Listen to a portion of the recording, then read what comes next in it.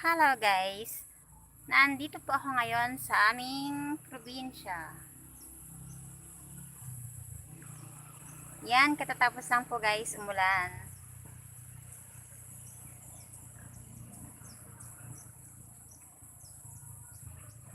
Naputol kanina yung LS ko. May napindot lang kasi si Habi.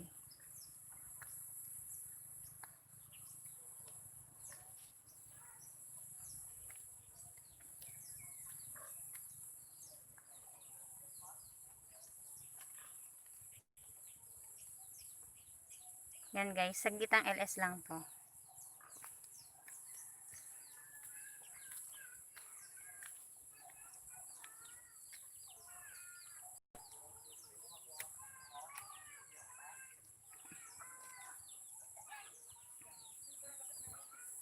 Yan, dito ako sa amin. Sobra akong masaya.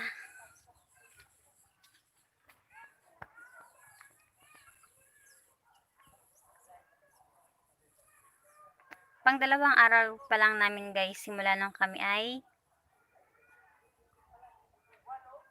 matapos sa namin, sa 14 days home quarantine. Thank you sa patamsak.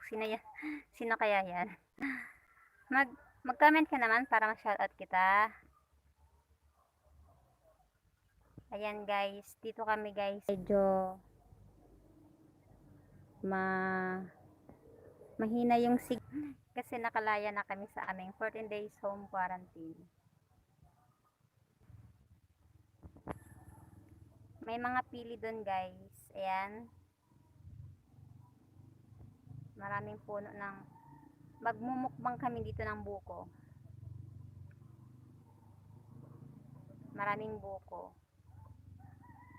So bukas na daw kami, sabi ng nanay ko na pumunta doon kasi nga medyo umulan ngayon. Dapat ngayon sana kami pupunta doon. So nawala yung excitement ko dahil sa ulan. Ayan, may mga tanim na dito si nanay ng mga yan, gabi. Ayun, banda yung yung mga kamote.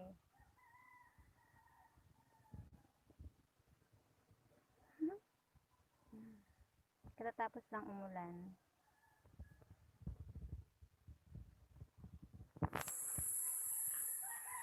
Maraming suha din doon, oh. Ewan ko kung makikita nyo. Saan ba yun? Wait.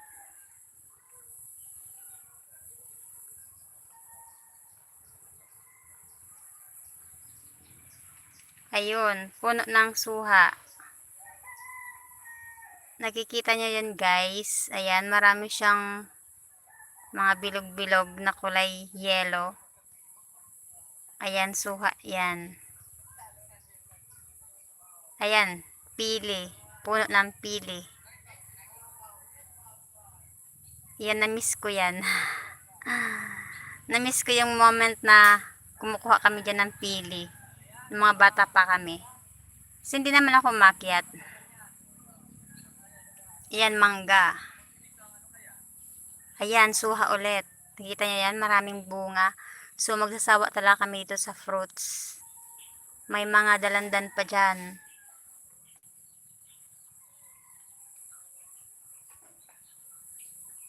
Diyan naman yung dalandan. Dito naman yung mga santol. Yan, daming puno ng santol. Sa gulay lang dito guys. Magsasawa na kami dito sa gulay. Yan. Dito kami magsisimula ng panibagong buhay kasi sa Manila guys, sobra na ng kaso ng COVID. Sobra na sa yan, hinahanap na ako ni Habi. Hindi niya alam nandito ako eh. Kasi naputol yung LS ko kanina. Ang daming Hello Kuya Art, nag-shoutout sa'yo. Thank you sa pagpasok sa LS ko. Ang plano kasi namin, Kuya Art, pupunta kami dyan sa bundok, kaso umulan. Kaya ayan, magla-live na lang ako ng ganyan.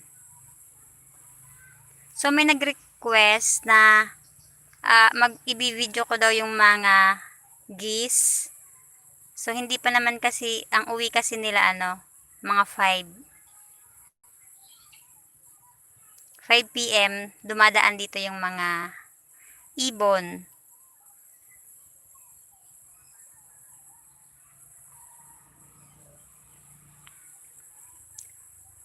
Okay, ang ganda naman dyan, ma'am. Oo, probinsyang-probinsya talaga to, Kuya Art.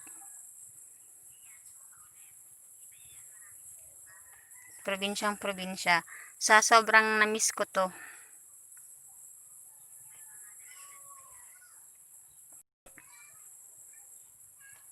Wow, ang ganda naman ng view dyan, ma'am. Oo, sobrang ang ganda eh. 'Di ba? Probinsyang-probinsya. Dito kami dito kami magtatanim. Yan, sa lupa na to. Oo, tahimik dito, Kuya Art. Nakita mo yan, Kuya Art. Ayan oh. Mga yan. Mga suha. Ang dami niyang bunga. Yung mga yellow na yan oh. Naglalaglagan lang. Yes, taga Bicol kami. Uragon. Mega shoutout sa mga Uragon na makahiling kang video ko na ini. Sa mga Uragon dyan, di maglingaw na mag-subscribe sa channel ko. Tatataunan ko kamuning kadakol na suha. Wow, magtanim ay di biro. Maghapong nakayo ko. Kinanta ko tuloy.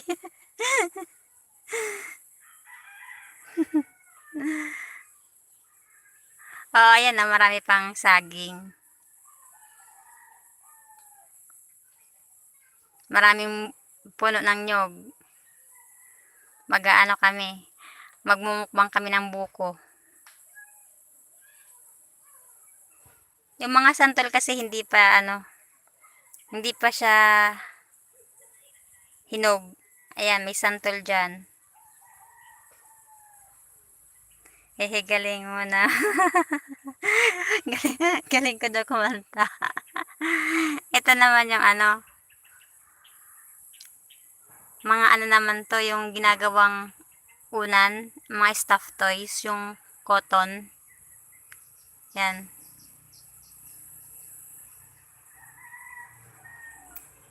Ito may santol yan, kaso hindi pa siya hinog.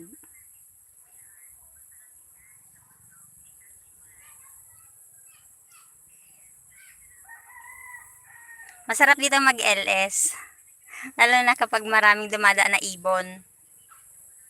Thank you sa aking 3 million viewers at saka sa 3 million thumbs up. Nag-LS ako kanina, nawala eh.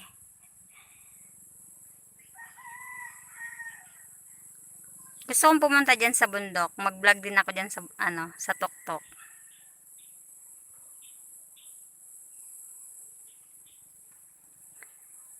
Medyo may kataasan din yan eh.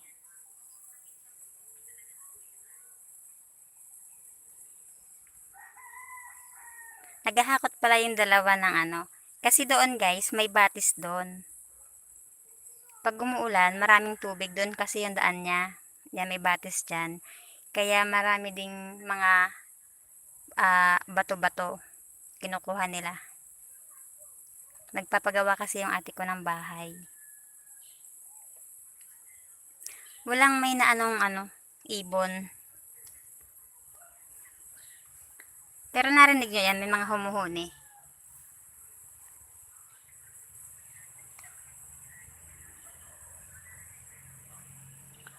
Mga humuhuning ibon.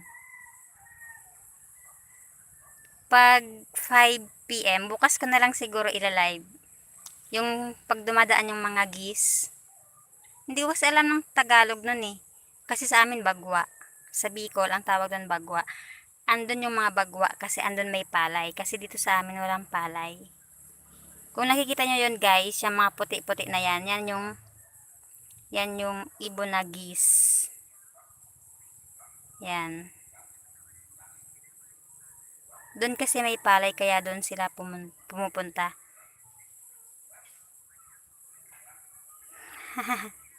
Ayan na yung dalawa.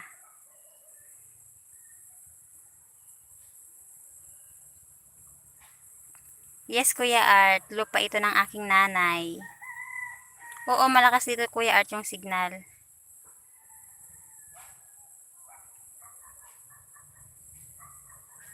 Actually, lupa ito ng aking tatay pala. Ede, ano na, iniwan na kami ng aking tatay.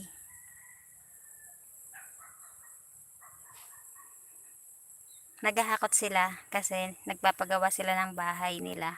Diyan. Mga manok. Ayan guys, hindi ako magtatagal kasi yung battery ko ay hindi kagandahan. Hanggang pang 30 minutes lang to. Hindi pa nga magta 30 minutes. Matata. Lobat na. Sana ay mapalitan ko na ang aking cellphone. Bukas na lang ako magbablog ng mga dumadaan ditong ibon. Kasi may nag-comment noon sa ano eh. Alam kasi nila kapag Bicol, so maraming ibon. Dito lang sila guys dumadaan. Dito sa area na to. Dito talaga as in. Sobrang sarap nilang panoorin. Andun lang sila oh. Andun lang yung mga ibon na yan. Hindi ako marunong kung anong Tagalog ng ibon na yun eh. Yung geese. Hindi ako marunong kung anong Tagalog. Hi Ma'ams Ed. Ganda ng lugar. Hello sis. Mega shoutout sa'yo Ma'ams Ed. Opo sis, kasi bagong laya kami. Ano kasi na home quarantine kami. Galing kaming Manila. Ang balak sana namin Ma'ams Ed. Pumunta dyan ngayon. Wala.